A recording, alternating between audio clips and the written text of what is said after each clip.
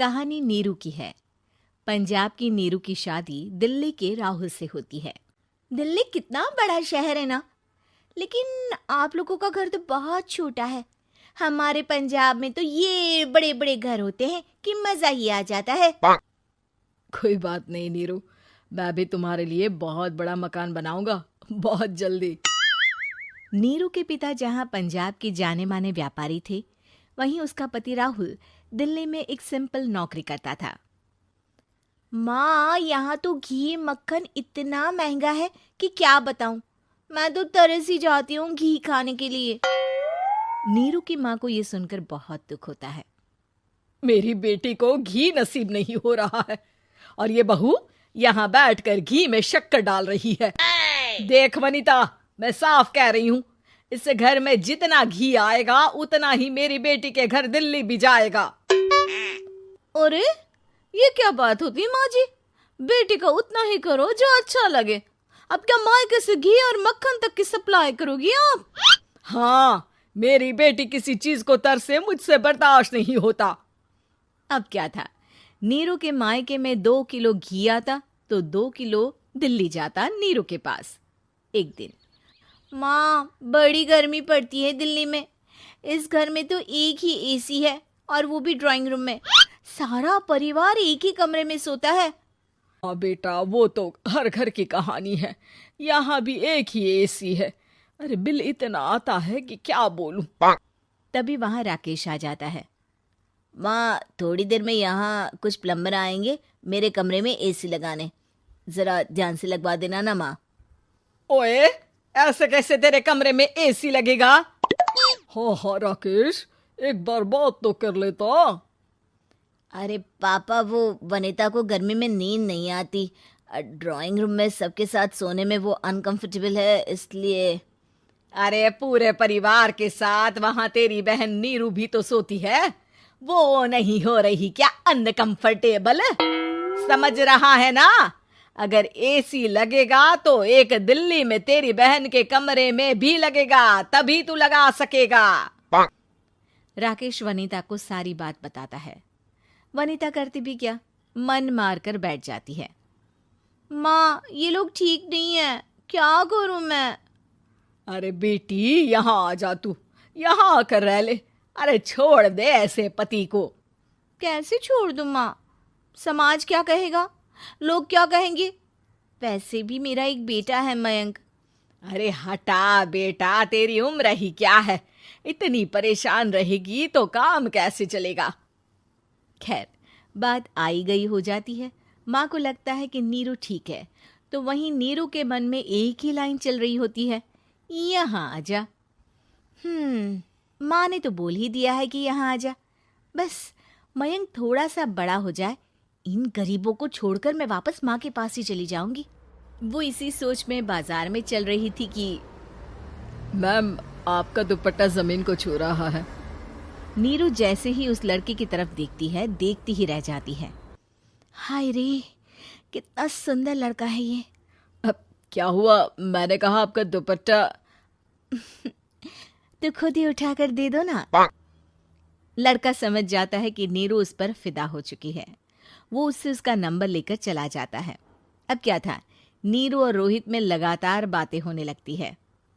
मैं हरियाणा का रहने वाला हूँ, यहाँ एक बड़ी कंपनी का मैनेजर हूँ। अच्छा, और कितने बच्चे हैं तुम्हारे? बच्चे? अरे मेरी तो शादी भी नहीं हुई है। तुम बताओ, शादी करोगी? नीरू शर्मा जाती है। अब लेकिन मैं तो पहले से ही शादीशुदा हूँ। मुझे फर्क नहीं पड़ता, बस तुम शादी कर लो, भाग चलते हैं। बहुत पैसे वाला हूँ मैं, हमेशा खुश रखूंगा तुम्हें। नीरू रोहित से मिलकर सारा प्लान बना लेती है और फिर एक दिन घर से भाग जाती है। दोनों शादी कर लेते हैं। शादी के बाद, क्या बात है नीरू, तुम्हें परेशान सा देखता हूँ, सब ठीक तो है ना? हाँ हाँ, सब ठीक है।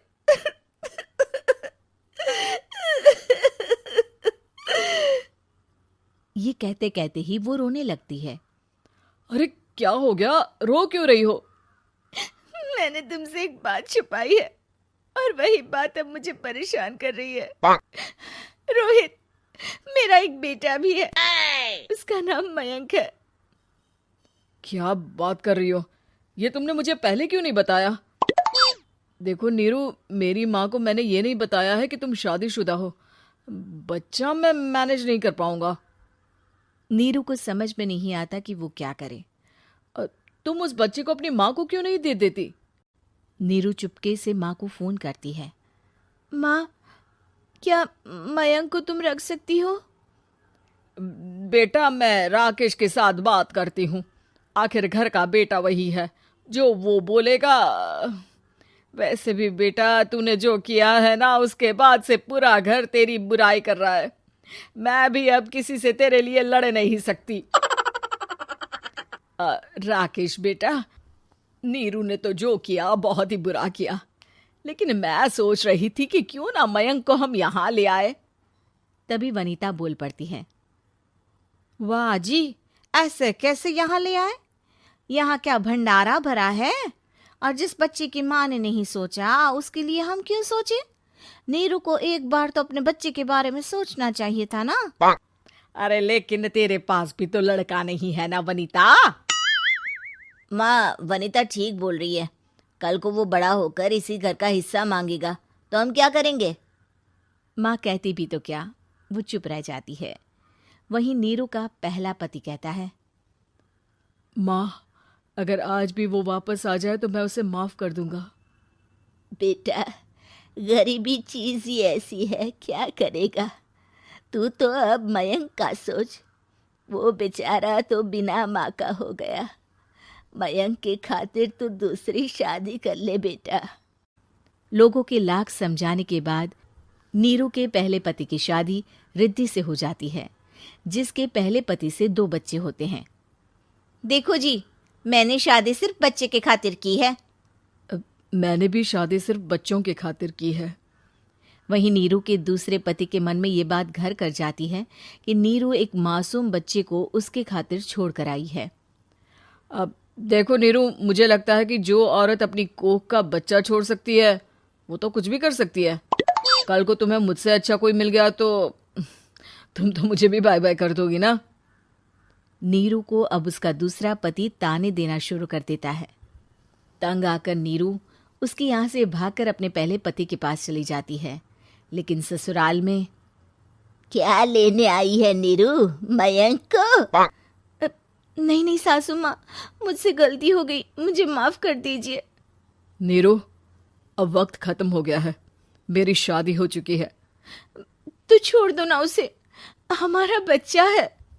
मैं आपको अपनी माँ नहीं मानता, मेरी नहीं मान तो बात अच्छी है। नीरू मयंक की बात सुनकर समझ जाती है कि उसके पास अब ना आसमान रहा ना ही जमीन।